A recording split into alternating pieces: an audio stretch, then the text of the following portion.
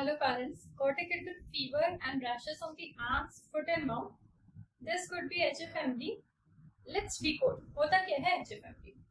It's a viral illness caused by either Coxsackie virus or enterovirus and it's a self-limiting disease. कैसे present करेगा? You will notice कि बच्चे को 1 से 2 दिन का सर्दी खांसी जुकाम हुआ, बुखार आया और फिर रैशेस आ गए. रैशेस कहाँ पे होंगे? It will be present on the hands, on the foot, inside the mouth, around the mouth. Sometimes the rashes may extend even up to the elbow joint, the knee joint, and they may be present even on the buttocks.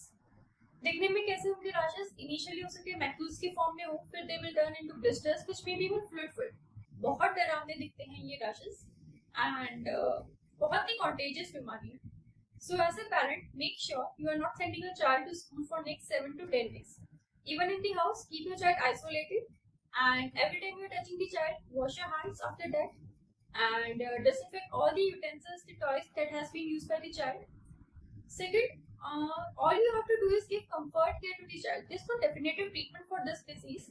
What you can give in comfort care is for the fever, just give antibiotics like paracetamol. And for the rashes on the body, you can use calamine lotion. अब क्योंकि मुंह के अंदर भी blisters है, तो definitely they will be difficult in swallowing.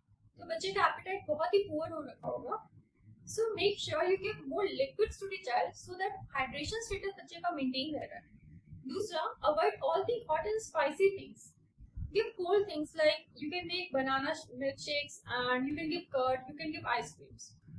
The most important thing which you have to keep in mind is that it's a viral illness. So there is no role of antibiotics.